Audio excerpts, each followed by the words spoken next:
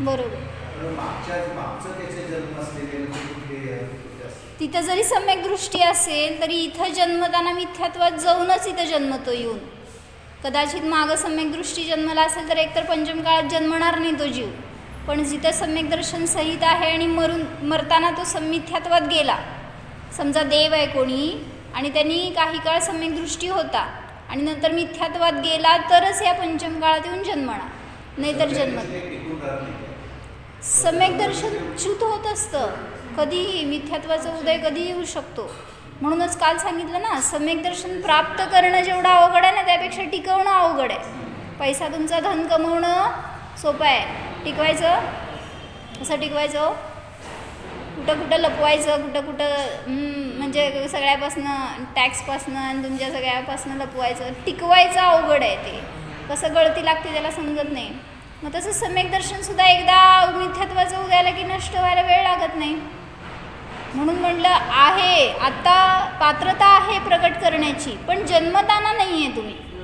सम्यक दर्शन सहित तिथे जन्मत नाही.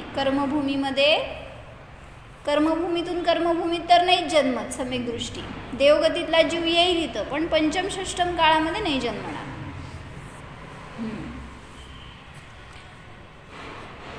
त्यामुळे पाप घेऊनच येथे आलोय निर्णय करा, तरच त्या पापाचा नाश करण्याचा पुरुषार्थ करणार. निष्पाप अशा स्वभावाचा जर आश्रय घेतला तर त्या पापाचा समूळ नाश होऊ शकतो. पापाचा नाश करायला आपण पापाचाच आश्रय घेतो. काय कळलं?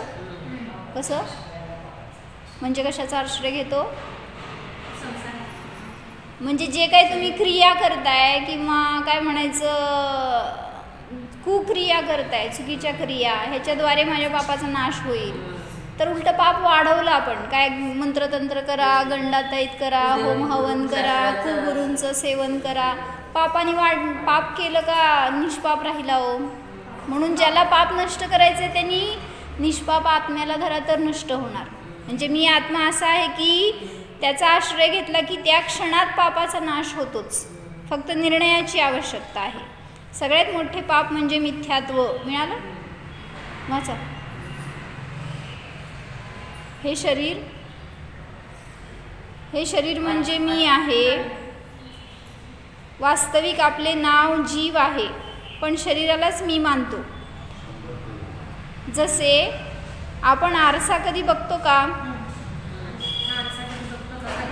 बघतो का? आरसा कधी बघतच नाही तुम्ही. काय बघता हो? आरसा बघता का तुम्ही? हां, आरशाला कधी बघताय काय? वर आहे तर दिसणार आहे आरसा आहे म्हणून तो, पण त्या आरशाच्या समोर उभारल्यावर आरसा कधी बघतोय आपण? चष्म्याला बघता का हो कधी? चष्म्याला बघता का नाही? बघा बघू. आपल्या डोळ्याला बघतो का कधी आपण? म्हणजे जे आपलं आहे त्याकडे बघत नाही, उलटं पराकडं पाहत राहतोय. तर इथं उलटं सांगितलं, आरशात कधी बघत नाही, दिसणारे प्रतिबिंब पाहतो. आरशाला पाहिले तर मी दिसत नाही, मी पाहिले तर आरसा दिसत नाही. बरोबर आहे. जर मला दिसलो तर आरसा दिसणार नाही, आणि आरसा दिसला तर मी दिसणार नाही. कोणाला बघायचं आहे?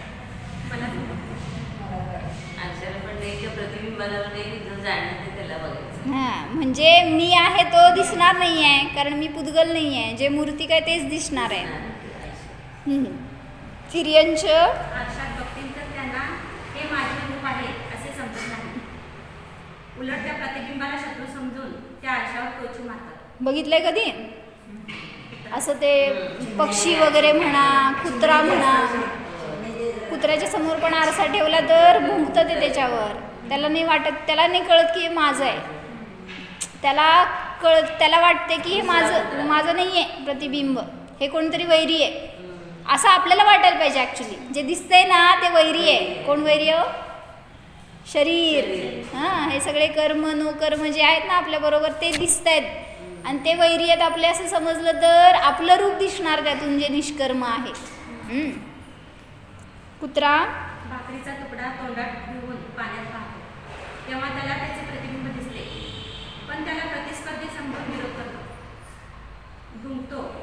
ते माझी भाकरी हा पळवेल, पण भुंकण्याने भाकरी पाण्यात पडते.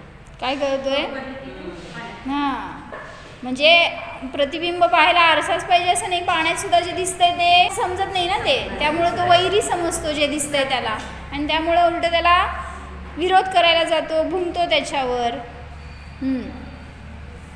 सिंह सर्वांना खूप त्रास देतोय, म्हणून त्याला पळवून लावण्यासाठी सर्व प्राणी आयडिया टाकतात. चतुर ससा सिंहाला सांगतो, येथे तुमच्यापेक्षा जास्त बलवान प्राणी आलाय, तो तुम्हाला मारून जंगलाचा राजा होणार. शिकलाय ना शाळेत? असे सांगून त्याला एका विहिरीजवळ नेले. आणि तो प्राणी आत आहे असे सांगितले. सिंह विहिरीत वाकून पाहतो, त्याला त्याचेच प्रतिबिंब दिसते. आपलेच प्रतिबिंब दिसते. पण सिंहाला कोण दिसलं?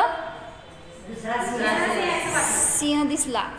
तो मी आहे असं नाही दिसलं, दुसरा दिसला. पण त्याला वाटले खरंच कोणीतरी आहे. तो डरकाळी पडतो. विहिरीतून हा सेम आवाज आला हे पाहून खळखळून त्याला मारण्यासाठी हा पाण्यात उडी मारतो. खवळून त्याला मारण्यासाठी पाण्यात उडी मारतो व मरून जातो. तिरेंच्या आरशात आपण दिसतो हे समजत नाही.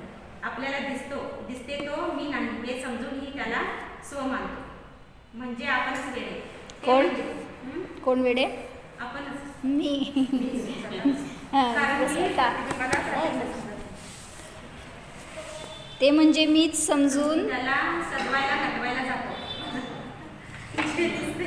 त्याला मी मानतो. तुम्हीच वाचताय, बरं झालं. जे दिसतंय त्याला मी मानतो हेच सर्वात मोठे मिथ्यात्व आहे, म्हणून तो श्लोक दिलाय. त्याचाच अर्थ सांगितला मी. जे माझ्याद्वारे रूप पाहिले जाते आत्या, यन्मया दृश्यते रूपम तन्न जानाति सर्वथा. यन्मया दृश्यते रूपम तन्न जानाति सर्वथा जानन्न दृश्यते रूपम ततः केन ब्रवीम्यहम. जे रूप माझ्याद्वारे पाहिलं जातं ते जाणत नाही, आणि जे दिसतंय जे जाणतंय ते दिसत नाही. मग मी कोणाशी बोलू असं तिथे सांगितलंय. कोणाकोणाशी बोलता? ज्याच्याशी बोलता ते सगळं पुद्गल आहे. समोर ज्याला आपण म्हणतोय ना मुलगा आहे, पती आहे, घरातले सगळे संयोगी आहेत, पत्नी आहे, तर सगळं पुद्गल आहे. माहीत आहे का? पुद्गलाशी विवाह केलाय माहीत आहे का? म्हणजे जीवाला कोण बंधनात अडकवू शकत नाही, आणि ज्याला अडकवलंय ते शरीर आहे. त्यामुळे कोणाशी बोलू मी असं सांगितलंय. म्हणून वर्णिजींनी सांगितलं की तुम्हाला संयोगात आलेल्या प्रत्येकाला तुम्ही जीव पहा. मग आता समोर असणारे आपल्याला जीव दिसतात का? म्हणजे त्याला जीव पाहिलं ना सहज समता येते परिणामामध्ये. मग त्याचा काय दोष आहे, किंवा त्याच्यामध्ये आसक्ती करण्यासारखं काय आहे, त्याच्याशी क्रोध करण्यासारखं काय आहे, असं एक परिणाम सहज विशुद्ध होतात. ज्याला मी क्रोध करतोय तो तर जीव आहे, त्याचं काय दोष आहे असं पाहिलं पार्श्वनाथांनी. म्हणून कंठावर ते उपसर्ग करू शकले नाहीत. कंठाने उपसर्ग केला पार्श्वनाथांवर, पण पार्श्वनाथ स्थिर दृढ का राहिले? कारण त्यांची दृष्टी अशी होती, कारण त्यांनी पाहिलं त्याच्यामध्ये जीव आहे. असं सम्यक दृष्टीची, ज्ञानीची दृष्टी अशी असते, त्याला सतत ज्ञान दिसतं, जीव दिसतो, त्याचं बहिरंग रूप नाही अंतरंग रूप दिसतं. आणि मग त्या जीव तर निर्दोष आहे, स्वभावाने कसं आहे, जसं भगवान आहे तसे आहेत. म्हणून सुमत प्रकाशजींनी पण सांगितलं ना, तुम्ही पाप करता, हिंसा करता, सहजतेने अगाळीत पाणी वापरता, किती पाणीमध्ये जीव जातात. मग म्हणले ते जे जीव आहेत ना, प्रत्येक जीव म्हणजे कदाचित उद्या भावी सिद्ध होणारे तुमच्या आधी मोक्षाला जातील, आणि आज तुम्ही त्यांना विराधना करताय, मारताय. जसं ते 923 जीव, काय म्हणायचं, 923 पुत्र झाले ना भरताचे, तर त्यावेळेस त्याच्या आदल्या भवातच ते म्हणजे निगोदातनं बाहेर पडले, 2 इंद्रिय इंद्रगोप झाले. माझ्याकडे आहे, तुम्हाला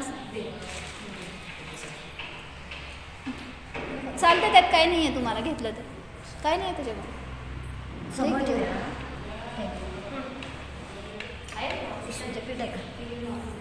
हेच देतं ना.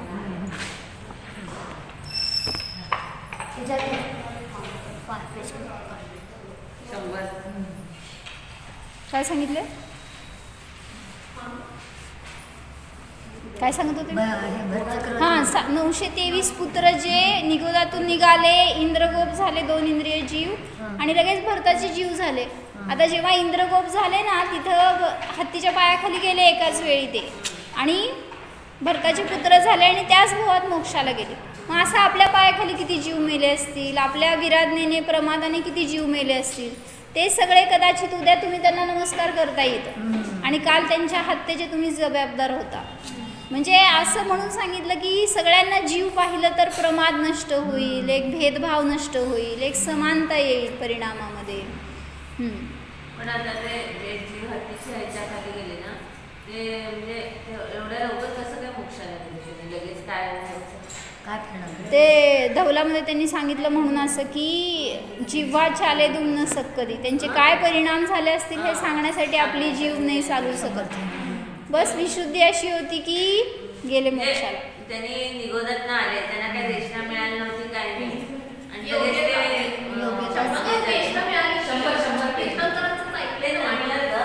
त्या भवातच की त्या भवात जेव्हा जेव्हा ते किडे असताना जे म्हणतात तेव्हा काहीच नाही, फक्त अशुभातच होते. ते एकदम एवढे चांगले भवात कसे काय? मला काय असं वाटतं पूर्वभावामध्ये निगोदाच्या आजच्या अवस्थामध्ये नाही नित्य निगोदी होती.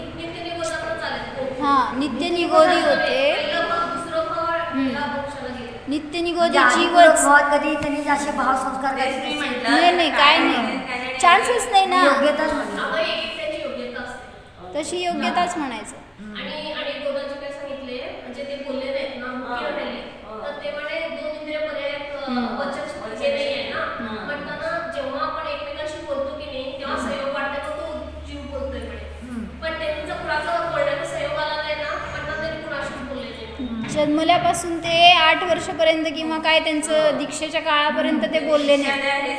हां, आणि मग जेव्हा गेले समूह शरणामध्ये वैराग्य झालं आणि फक्त विचारायला आले की माता पित्यांना परमिशन घेऊन या म्हणल्यावर दीक्षा घेऊ का, आई वडील वाट बघत होते आम्हाला माता म्हणेल पिता म्हणतील, पण ते असं वर्ड्स बोलल्यावर काय म्हणणार हो तुम्ही, खवळूनच अंगावर. आश्चर्य वाटते ना काय त्या जीवाचे परिणाम अशी होते हो पूर्वीचे, इतकी रुजुता होती ना अंतरंगामध्ये, सहज सहज वैराग्य व्हायचं. आम्हा सांगतात ना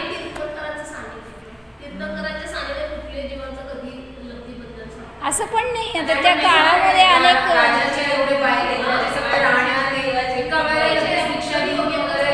इतकी तेच की त्यांना असं सहजता होती एक, किंवा काय म्हणायचं प्रभावित होत होते आणि त्यातून परिवर्तन करवत होते स्वतःला. त्याला काय सांगितलं तिथं हस्तपुरात छान मस्त हिऱ्याच्या बॉलनी सोन्याच्या बॅटने खेळत होते, आणि खेळताना कोणतं समोषण आले तर भगवान आहे तसं म्हटलं ते तिथनंच डायरेक्ट तिथंच गेले म्हणे, आणि ते जे सर्व बरोबर घेऊन गेले ना ते वापस आले घरी. मग कुठेच आमची मुलं ह्या सगळ्या राण्या हे करायला लागल्या, तर मग ते सगळे समोषणात गेले.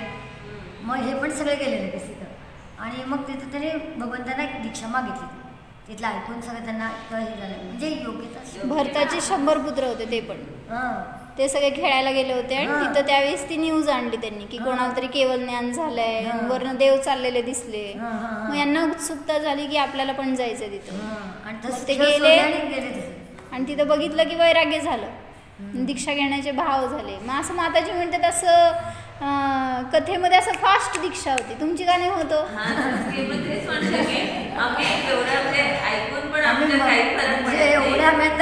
असं रिजिड झालंय हो, रिजिड. आपण ऐकून आपल्याला अशी वाणी आहे ऍक्च्युली ही की अजैनांना पकडून सांगाल ना ते सुद्धा द्रवित होतील, पण आपल्याला ते असं झालंय तेच की. किंवा इव्हन आपल्यात पण अनेक अज्ञानी, आता आम्ही बघितलो ना साऊथ इंडियामध्ये जिथं जिथं गेलो तिथं त्यांना इतकी आस्था, इतकं काय भरभरून येते, काय कळालं तर नवीन ज्ञान वगैरे, फार ते त्याच्याकडे अजून झुकतात त्या तत्वाकडं वगैरे. असं आपल्याकडच्या लोकांना हे माहितीच आहे की आम्हाला ह्याच्यात काय नाही, असं ते यूज टू झाल्यासारखं झालंय. तेच ना, म्हणूनच की आपल्यासाठी आपण किती अंतराय करतोय फुकट. असं उलटं व्हायला पाहिजे, जिथं आपण प्रभावित व्हायला पाहिजे तिथं होत नाही. बाहेर गेल्यावर त्या मार्केटमध्ये गेल्यावर किती लगेच प्रभावित होतोय, हे बघितलं छान आहे, किती मस्त आहे, म्हणून सांगितलं इथं व्हा उलट ह्याच्यातून पिझ्झा. ते आत्मानुशासनमध्ये एक सांगितलं श्लोक त्यांनी की तुम्ही जेव्हा येता काय देशना ऐकायला, त्यावेळेस तिथं रेनकोट घालून येता का काय करता कोणाला माहिती. ते म्हणले तुम्ही भिजतच नाही, म्हणले अशी वाणी गडगडत असती म्हणले, पण तरी पण तुमच्यावरती वर्षावच होत नाही, म्हणजे भिजा उलट. असे श्रोते व्हा की ते त्यातून जर भिजलात तर तुमचं ग्रहण होईल, कल्याण होईल. पण आपण कोरडे ते कोरडेच जातो म्हणले बाहेर, म्हणून काय परिवर्तन होत नाही आपल्यामध्ये. मग भाव तरी हे ठेवायला पाहिजे की हेच सत्य आहे, हे मायामध्ये उतरायलाच पाहिजे आणि शीघ्र मला मोक्षाला जायचे, हे भाव असावेत आपले. पान नंबर 100 आहे. जे माझ्याद्वारे रूप पाहिले जाते ते पुद्गल द्रव्य आहे, ते सर्वथा जाणत नाही. रूप हा शरीराचा गुण आहे, जीवाचा नाही. रूप जाणत नाही, जो जाणतो तो दिसत नाही. मग मी कोणाशी बोलू? जे दिसतंय ते मी नाही, मी आहे तो दिसत नाही, मग कोणाशी बोलायचे? म्हणून मुनी ज्ञानी मौन असतात. का मौन असतात? त्यांनी तुमच्याकडे पाहताना तुमच्यातला जीव दिसतोय, तुम्ही थोडी स्त्री पुरुष आई वडील काय दिसतंय हो त्यात. असे ते पाहताना सगळ्यांना असं म्हणलं ना. म्हणून जेव्हा श्रेणिक राजा गेला होता, कुठंतरी चालला होता वनातून, आणि तिथं दिसले ते मुनिराज, त्यांचं नाव टाकलं होतं सगळ्यांनी अनाथ मुनी. आणि त्यांनी विचारलं असं का नाव टाकलंय? मुनी तर काय अनाथ नसतात, आणि जे अनाथ असतात ते मुनी नसतात. तर जाऊन बसला तिथं प्रवचनाला, आणि त्यांची स्टोरी कळाली त्याला कोणाकडनं तर सांगितल्यावर, की ते जे मुनी होते ते पूर्वी गृहस्थ दशेमध्ये फार भयंकर त्यांना असाध्य रोग झाला होता, आणि घरामध्ये सगळेजण त्यांची काय म्हणायचं, त्यांना वाईट टाकल्यासारखं केलं होतं. एका रूममध्ये ते कोणाशी बोलायचे नाही, त्यांच्याजवळ कोण जायचं नाही रोग असल्यामुळं. मग त्यांना नको झालं जीवन, आणि ते मरायला म्हणून घरातून बाहेर पडले, जंगलामध्ये पळाले. आणि गेले तर त्यांना चालत चालत इतक्या दूरपर्यंत गेले, त्यांना तहान लागली. आणि मग ते जाऊन त्या मुनींच्या जवळ बसले, बघितलं का मंडलू आहे म्हणल्यावर म्हणले मला पाणी द्या प्यायला, मला तहान लागली आहे. आणि झाली होती संध्याकाळ रात्र. म्हटल्यावर ते मुनिराज तर ध्यानाला बसलेले, पण त्यांच्याजवळ असणारे ब्रह्मचारी कोणी असतील श्रावक, त्यांनी सांगितलं की मुनी ज्ञानाचा अमृत देतात, हे नसतात देत. मग त्यावेळेस तो आशेने बसला तिथंच. आणि जेव्हा पहाट झाली, सामायिक सोडलं महाराजांनी, आणि मग ह्याच्याकडे पाहिल्यावर ह्याला असं उपदेश मिळाला की खरोखर त्याला अमृत मिळाल्यासारखं झालं. आणि मग तो पश्चाताप करतो आणि सांगतो सगळं, मला मरायचे भाव झालेले आहेत आणि मला असा रोग झाला आहे, त्यामुळं मला तर जगण्याची इच्छा नाही आहे, सगळ्यांनी मायापासून तोडलं आहे नातं, कशासाठी जगायचं. मग मुनिराजांनी त्याला संबोधन केलं की तुला मरायचं आहे ना, 4 दिवस इथं राहा आणि मग तुझा निर्णय कर. आणि मग त्या 4 दिवसात तो भिजला.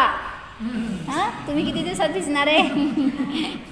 म्हणजे त्याचं कल्याण झालं. त्यांनी काय केलं, मुनींकडं राहण्याचे परिणाम केले ना. ती विशुद्धी अशी म्हणा, काय सांगायचं, रोग बाहेरून बरा होत नसतो. जितकं ज्ञान निर्मळ होत आहे ना, जितकी विशुद्धी वाढते तितकं रोग पण बाहेर सहज नष्ट होतो. तो त्या सानिध्यात राहिला, ते ऐकणं, ते शिकणं, तेवढ्या जिज्ञासेने किंवा आनंदाने ऐकणं, उत्साहाने, ते काय म्हणायचं, त्याचे परिणाम विशुद्ध होत गेले ना, रोगसुद्धा नष्ट झाला सगळंच. आणि निमित्त बहिरंगामध्ये शुद्ध खानपान झालं त्यांच्याबरोबर, ती जंगलातली हवा शुद्ध मिळाली. सगळ्याच निमित्तामध्ये काय म्हणायचं ते, हां, असं संयोग होता की निमित्त बहिरंगामध्ये सहज मिळालं त्याचं उपादान तसं पक्क. आणि त्याचं सगळं रोग दूर झाला. आता ज्ञानपूर्वक शिक्षण झालं तर वैराग्य झालं. दीक्षा घेतली, दीक्षा घेतल्यावर चिंतन एवढं सुंदर सुरू झालं की प्रवचन चालू झाल्यावर सगळ्यांना लोकांना आवडायला लागलं. ते सगळे लोक इकडं तिकडं दूरवर सांगू लागले की त्या मुनींची देशना खूप चांगली असती, खूप प्रसिद्ध आहेत, खूप त्यांना शक्ती प्राप्त झाल्यात, असं वगैरे. हे न्यूज कळाली यांच्या घरातल्यांना. कोणाला? गृहस्थ दशेतल्या त्या सगळ्यांना.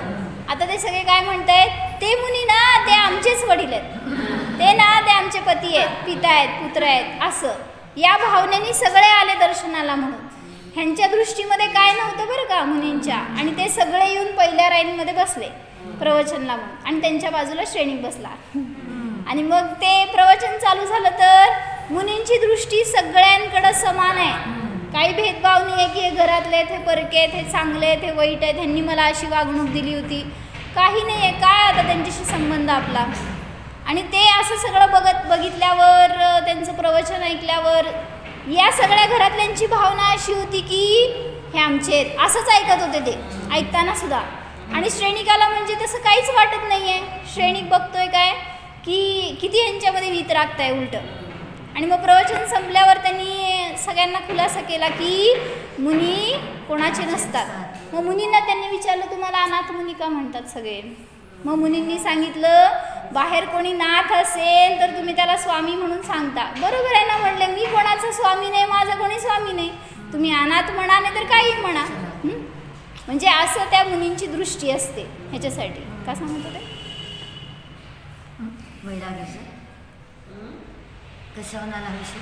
हां, मुनी मौन असतात सांगितलं ना, म्हणून मुनींना सगळे जीव दिसतात, भेद दिसत नाही त्यांच्यामध्ये, म्हणून ते मौन असतात. नाहीतर मग आपल्याला जो इष्ट वाटतो त्याच्याशी जास्त बोलतो, किंवा मग जो शत्रू वाटतो त्याच्याशी कटू बोलतो, नाहीतर बोलत नाही, मौन घेऊन बसतो, ती गोष्ट वेगळी बरं का. म्हणून आम्हा पण सांगतात की जरी तुमचा शत्रू असेल ना कधीच मौन घ्यायचं नाही.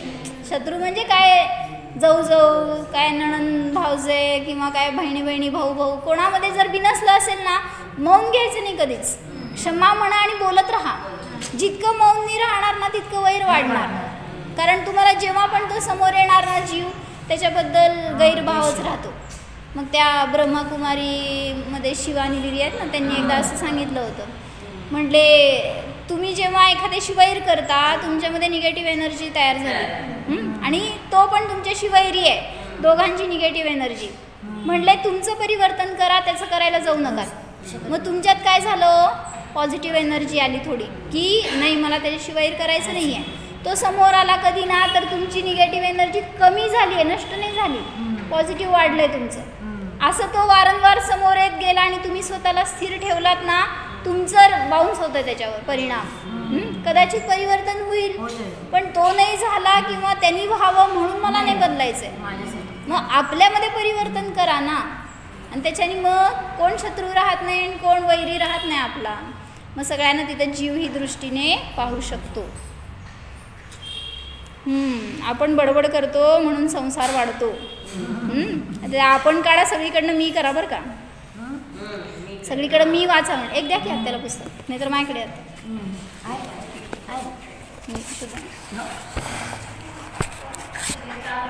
मी शुद्ध. म्हणून बोलण्याचा विकल्प सोडला पाहिजे. सत्यासाठी ध्यानाची मौनाची साधना करा. दिवसभरात एकदा तरी 10 मिनिटं मौनचा संकल्प करून ध्यान करायचे. जीव ऐकत नाही, बोलत नाही, तो फक्त शब्दांना जाणतोय. माताजी नेहमी म्हणतात फरशीला बघताय का तुम्ही, बघा एकदा काय दिसलं. फरशीला बघू शकत नाही तुम्ही, कोणाला बघताय. तुम्हाला जी वस्तू ज्ञानात आली ना त्या ज्ञानालाच पाहताय तर ती वस्तू जाणली जाते. तुम्हाला वाटते मी त्या वस्तूला जाणलं, कळलं काय सांगायचंय. म्हणजे त्या ज्ञानाचं प्रतिबिंब ज्ञानात येतं तरच ती वस्तू जाणली जाते, नाही तर चष्मा समोरच असतो. का बरं, वस्तू होती ना समोर, मग नाहीतर एवढीशी काय वाटी चमचा सगळं समोर असते पण घर सगळं शोधता तुम्ही. ती वस्तू ज्ञानात आली तर आपण आता घरात ज्ञानात घर आहे का नाही तुमचं, आलंच. म्हणजे निश्चयी म्हणतो ना ते सोडून आलेलं नसतं, घरूनच आलेलं असतं. म्हणून ज्ञानात ठेवू नका, ज्ञान निर्मळ ठेवून या ना, बघा सगळं ग्रहण होतं आपल्याला त्यावेळेस. तिथं ज्ञानाला जाणतोय, बालक पण जाणतोय पण त्याच्यात अजून निर्णय करण्याची शक्ती नाही. पण जाणायचे कार्य गर्भात आल्यापासून चालू आहे. सतत सगळे जीव जाणतच आहेत. कोमामध्ये असलेला जीव जाणतो का, कुठं काय दिसतंय जाणतो म्हणून आपल्याला व्यक्त करणं. हां, म्हणजे जाणायचं कार्य तर चालू आहे, रिॲक्शन दिसत नाही म्हणून जाणत नाही असं नाही आहे. मग तसं म्हटलं तर हे सगळे पेड जमीन काय म्हणायचं, पृथ्वी अग्नी वायू, हे सगळ्यांना तुम्हाला निर्जीव म्हणावं लागेल. कुठं रिॲक्ट करतायत, फक्त कर्मफल चेतना आहे त्यांच्यात तर. आणि मग जे रिॲक्शन देतात तेच जर असं म्हटलं तर असं नाही आहे, ते एकेंद्रिय जीव तर जीवच आहेत. कोमामध्ये असलेला जीव पण जाणतोय, शरीरातून प्रतिसाद व्यक्त होत नाही पण आत जाणण्याचे कार्य सतत चालू आहे. हे काम कधीच बंद होत नाही. आचार्य सांगतात सगळ्या ग्रंथाचे सार एवढेच आहे की मी आत्मा आहे, एवढा निर्णय करा. वेळ असेल तेव्हा स्वाध्याय करा, वाचा. त्याच्या निमित्तात ध्यानाला स्थिरता मिळते. ध्यानाला बसलो आणि स्वाध्याय नसेल तर डोळे झाकून बसल्यावर काय आठवेल? काय काय आठवतो? सांगितलं होतं ना एकदा की ते महाराजजींकडे आले एक जण. वीरसागर महाराजींना प्रश्न विचारला आणि म्हणले की तुम्ही ध्यान करा म्हणता, पण म्हणले जेव्हा मी दुकानात बसतो त्यावेळेस त्या दुकानात बसल्यावर त्या 4 भिंतीतलं सगळं मला दिसतं, पण डोळे बंद केल्यावर सगळं विश्व दिसतं म्हणले. मग काय करायचं? वर्णिजींनी पण असं घेतलं बरं का. म्हणले झोपल्यावर पण शांत झोप होत नाही. म्हणले काय नाही दिसायचं म्हणून डोळे झाकलं तर सगळं दिसायला लागतं, स्वप्नात पण सगळं यायला लागतं. मग काय करायचं? ध्यान करायचं का नाही? कसं करायचं? नाही, उलट तिथं वर्णिजींनी एवढा छान खुलासा केला. त्यांनी सांगितलं की ध्यानाने ज्ञानाची निर्मळता वाढते, आणि जेव्हा निर्मळता वाढते तर 3 लोक झळकायला लागले ज्ञानात. मग त्यांनी काय म्हणायचं? आम्हाला सगळं दिसतंय म्हणल्यावर त्यांनी जर ध्यान सोडले तर उलट ध्यानाचं पॉझिटिव्ह पॉईंट बघा ना. ज्ञान स्वच्छ होत चाललंय तर सगळं न बघता झळकायला लागलं ज्ञानामध्ये. मग आपण त्यात अडकायला जातो आणि त्याच्याकडं पाहायला जातो म्हणून व्यग्र होतं, विकल्प येतात.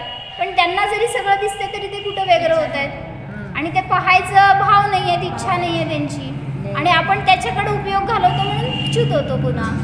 म्हणून होऊ दे, विकल्प येऊ देत. महाराजांना सांगितलं ना त्यांनी की म्हणले ध्यान करताना सगळ्यात जास्त विकल्प येतात. इतर वेळेस म्हणले ते एक गिऱ्हाईक आहे समोर तर गिऱ्हाईकालाच तेवढंच राहतो आम्ही, त्याच्याशी कनेक्टेड. घरात गेलो तर घरातल्यांशी कनेक्टेड राहतो. पण म्हटलं ध्यानात बसल्यावर नको नको ते सगळ्यांची आठवतं. काय 10 वर्षापूर्वीचं, 100 वर्षापूर्वीचं काय असेल सगळं येतं म्हणले ज्ञानामध्ये. तुम्ही डोळे बंद केला की मी आपल्याला ते सगळं दुसरं काय काय सोडून ते सगळं दिसणार तुम्हाला. एवढंच की तुम्ही हे ज्ञान करायचं की मी त्यापासून आले. त्यांनी पहिल्या दिवशी ते डोळे सगळे म्हणतात ना, डोळे बंद केले की आम्हाला सगळं आठवायला लागतं. मग हे सांगितलं महाराजांनी पण हेच सांगितलं की म्हणले तुम्हाला जेव्हा ते दिसतं असं म्हणताय ना की सगळं दिसायला लागलं विश्व, तर म्हणले दुसऱ्या पर्याय येऊ देत, ते संस्कार वश येणार. जसं सांगितलं ना, जेवढं कठीण चिकणाई लागलेली असेल भांड्याला, धुवायचं तर कसं बाहेर धुवायचं? रट्टा मारून धुवावं लागतो, नुसतं विसळलं तर निघणार नाही ते. मग असे अनादीचे चिकट संस्कार आहेत आपल्यावर. मग त्याच्यामुळं ध्यानाला बसल्यावर ते येतातच आडवे. म्हणजे त्यांचा उदय आला तर ते डिस्टर्ब करणार तुम्हाला. आणि उदय चालत असतो ना हां, म्हणून ते डिस्टर्ब करायला येणार, पण ते व्हायचं का नाही हे आपल्यावर आहे. म्हणून त्या ज्ञान ते काही ज्ञानासाठी काही समयासाठी येतील तसे विकल्प तुम्ही त्याला नेय करा, एवढं सांगितलं महाराजांनी. म्हणजे काय? दुसऱ्या पर्यायात पुन्हा उपयोग बदला, त्याला मी जाणतोय, पुन्हा च्युत होताल, पुन्हा येतील विकल्प येऊ देत, पण त्याला तोडायला जाऊ नका. बस जे जाणलं ते नेय आहे एवढं म्हणा. पुढं सरका, पर्याय जास्त वेळ राहणार नसतील. म्हणून याला जाणतोय मी असं बघायचं. जे काय आलं ना ज्ञानामध्ये, गॅसवर दूध ठेवलंय, ने आहे, दुसऱ्या दिवशी ध्यान कॅन्सल. म्हणजे आपण ठरवायचं सगळं बंद करून बसा, निर्विकल्प चालतंय, सगळ्याला जीव घालून करून बसा, पण ध्यानाला बसा. त्याच्याशिवाय खरे ध्यानाची वेळ जेव्हा तुमचं काम सुरू होणार आहे ना त्याच्या आधी अर्धा तास बसा आणि ध्यान सुरू करा, तर निर्विकल्पता असते. एक त्याच्याने स्टॅमिना येतो उलटा आपल्यामध्ये, एक प्रसन्नता येते, एक आनंद राहतो दिवसभरामध्ये. म्हणून आचार्य कुठे गेलं? हां, आचार्य सांगतात, आचार्य सांगतात सगळ्या ग्रंथाचे सार एवढेच आहे की मी आत्मा आहे एवढा निर्णय करा. केवळ वेळ असेल तेव्हा स्वाध्याय करा, वाचा. त्यांच्या निमित्तात ध्यानाला स्थिरता मिळते. ध्यानाला बसलो, स्वाध्यायाला नसेल तर डोळे झाकून, स्वाध्याय नसेल तर डोळे झाकून बसल्यावर काय आठवेल? डोळे उघडून वाचाली ना? हो. आत्मा सोडून सगळे आठवते, त्यासाठी स्वतःचा परिचय पाहिजे. म्हणजे तुम्हाला स्वाध्यायातून परिचय मिळणार आहे, तर ध्यान करताना त्याला विषय करता येतो. जर माहीतच नसेल विषय तर ध्यान करा म्हटल्यावर कोणाचं ध्यान होणार? गिऱ्हाईक येऊ दे येऊ दे येऊ दे, ध्यान करता काय? ते न करता येत असतं. मग पुण्य जर वाढलं नाही इकडं तुम्ही करताय तर ते न मागता न बोलवता येतं. आपण जे भाव करतो त्याचे फळ आपल्याला मिळते, दुसऱ्याला नाही. रस्त्यावर एक भिकारी दिसला, एखाद्याला वाटते त्याचे जीवन किती दुःखी किळसवाणे आहे, पण वस्तूमुळे सुखदुःख होत नाही. धन मिळाले तर त्याला आनंद वाटला, तेच धन मुनी पुढे ठेवा. मुनी काय करणार?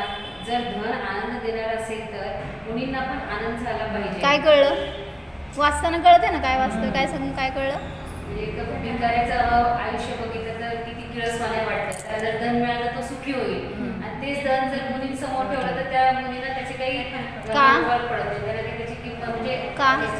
त्याचं महत्व नाहीये. कारण सुख हे धनातून येत नाहीये. मग त्याला वाटते त्या भिकारीला की धन मिळालं तर मी सुखी झालो. मग ते धन जर सुखाचं कारण असतं तर सगळ्याला सुख व्हायला पाहिजे. हां, तुमच्याकडे जर 1000ची नोट आता भरपूर असतील तर किती सुख? नाही सुख का? बंद झाले म्हणून म्हणजे उलट दुःखाचं कारण झालं त्या अनेकांना. सुखाचं कारण होतं आता ते म्हणजे ते न सुखाचं कारण आहे ना दुःखाचं कारण आहे. क्षणिकता वस्तूतून नाही. स्वाध्याय केल्यामुळे सुखाचं कारण कशातही सगळ्यांना चांगलं आहे. व्हायला पाहिजे आणि तसं आणि प्रॅक्टिकल यायला पाहिजे. ज्ञानात राहिलं श्रद्धेत आणि आचरणात. चक्रवर्ती हिरे माणिक मोती चढवतो, पण मुलींना त्याचा लाभ नाही, लोभ नाही. डोळे उघडे नाहीत. लोभ नाही, ते न्यायक आहे. कुणी नाही चढवले तरी न्यायकच आहे. व कुठल्या वस्तूमुळे मला आनंद किंवा दुःख होत नाही, आपल्या परिणामामुळे होते. म्हणून माताजी सांगतात परिणाम सांभाळा. कोणाबद्दल राग द्वेष करतो, द्वेष करतो, मोह करतो. मोलकरीण आली नाही किती क्रोध येतो. आता का आपल्याला का आपण क्रोधी झालो? परिणाम आपण करतो. कोणी क्रोधी केलं? मोलकरीणी तर आलीच नाही आणि तिने कसं क्रोधी केलं?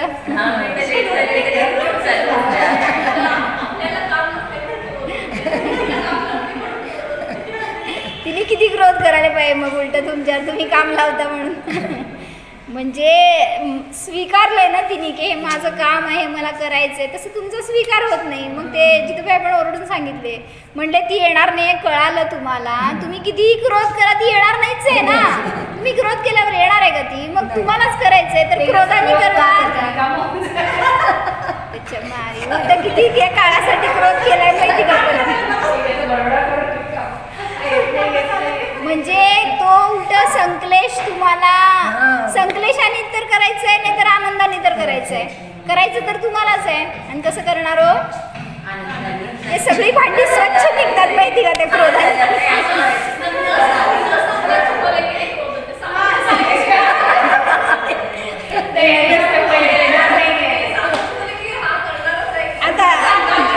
आता नवीन पुस्तक लिहितात.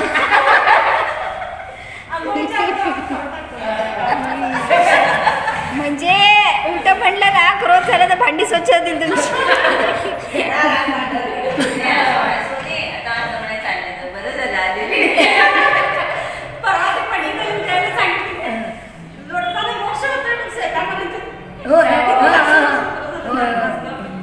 म्हणजे ते मल्लीनाथांना मानतात ना, मल्लीनाथ ते मानतात आणि त्याच्यात हत्तीवर बसल्यावर बर. उद्या काय करा, मोलकरींना सगळ्या सुट्टी द्या आणि बघा काय होते आपले कसे आहे. आपल्या परिणामांना सांभाळणं आवश्यक आहे.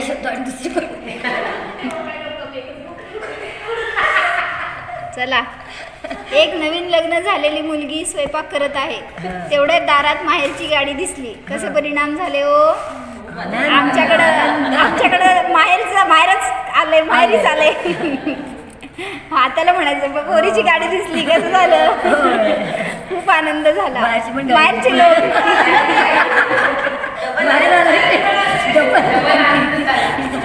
माहेरचे लोक भेटणार, पण गाडी होती सासरची. आता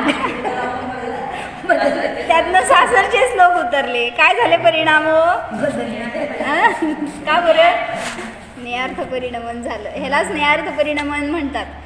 गजकुमार मुनींच्या डोक्यावर जळती शेगडी ठेवली, पांडवांना तप्त दागिने घातले, यशोधर मुनींच्या गळ्यात साप घातला. त्यांचे परिणमन कसे होते? ध्यान झाल्यावर बघतो यांना असे भाव झाले नाहीत.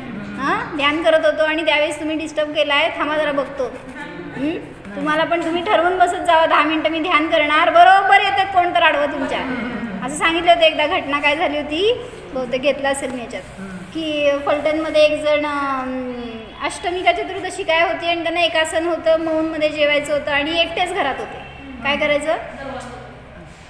हां, दरवाजा बंद करून बसले, फोन सगळ्यांना सांगून बसले नवऱ्याला वगैरे, मी जेवायला बसणार आहे, काय काम असलं तर सांगा म्हणून. नाही म्हणले आणि जेवायला बसल्या आणि दाराला कडी लावली होती. आणि काय झालं, जेवण सुरू केलं आणि बेल वाजायला लागली. आता काय नाही अर्थ परिणाम.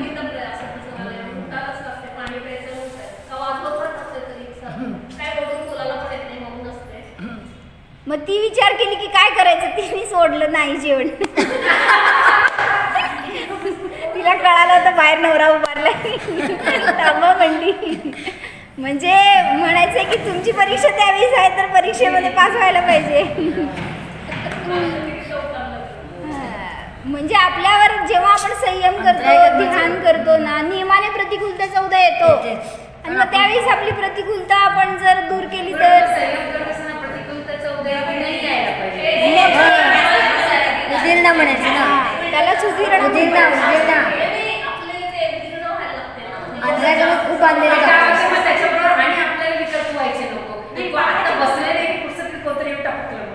मग ते विकल्प झाले तर तुमच्या कर्म अजून वाढवलं तुम्ही. ते जे मुनिराजांवर उत्सर्ग येतात ना, ते कर्मांची निर्जरा व्हायला येतात. म्हणजे तुमचं मोक्ष 4 वर्षांनी होतं ना, आता लगेच मिळणार असेल तर घ्या ना. तुम्हाला नको असतंय, तुम्ही 4 ते 40 वर्षावर ढकलता. म्हणून सांगितलं की तपान निर्जरा वाढते, संयम आणि कर्म विरीत होतात. अशा प्रतिकूल आपण ठाम राहणं त्याच्याशिवाय कधी करावं लागणार आहे ना, याच्याद्वारेच होणार आहे. म्हणून सांगितलं आत्तापासून करा, तर ज्याला कोणाला मोक्ष होणार तो कर्मांचा नाश करूनच होणार आहे. म्हणजे कर्मांचा नाश होणार आहे तिथं. माफी की ज्योत जलाएगा, विरा विरा बोल जरा काय बिगडे, माफी की ज्योति जलाएगा, कर्मों से वह मुक्ति पाएगा, तू जान ले पहचान ले, संसार किसी का घर नहीं, कब निकले प्राण मालूम नहीं, वीरा वीरा बोलते रखाय बिगड़े.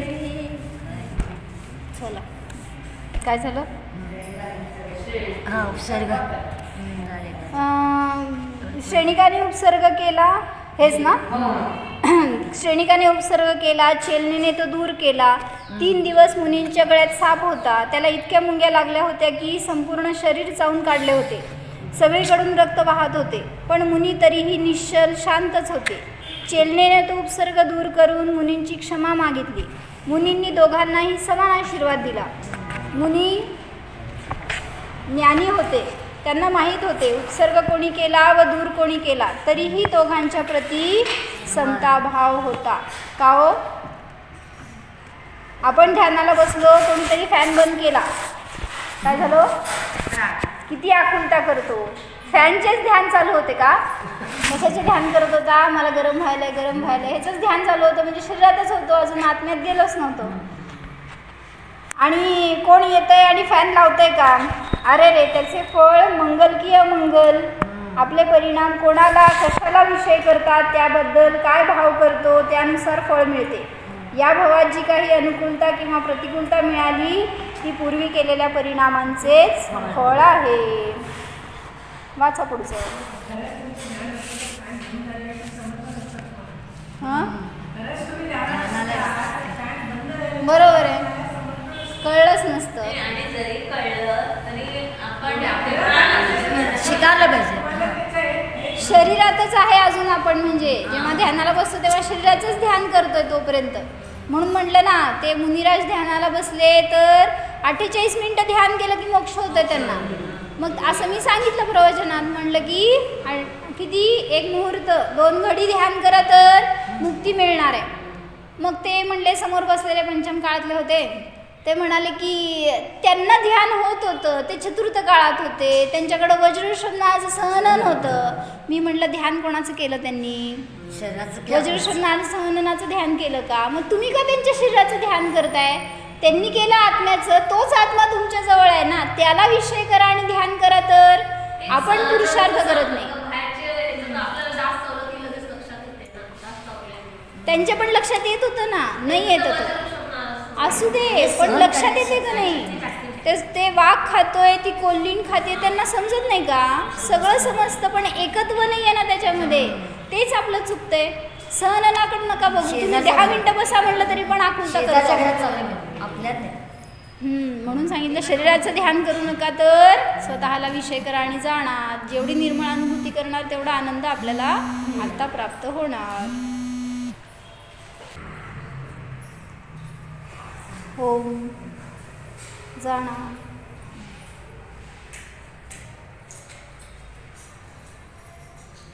स्वतःच्या अशरीरी जीवाला जाणार.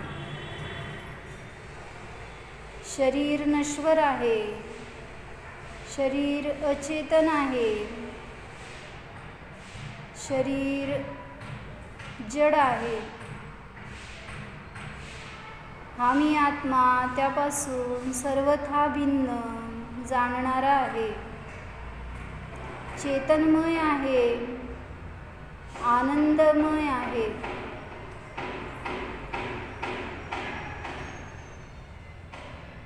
शरीर म्हणजे माझे रूप नाहीच.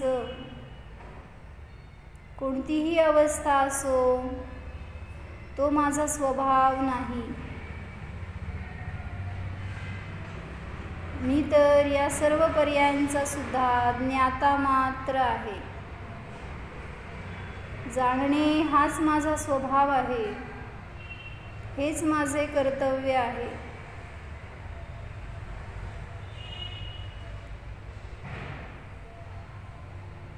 न्यायक स्वरूपोऽहम्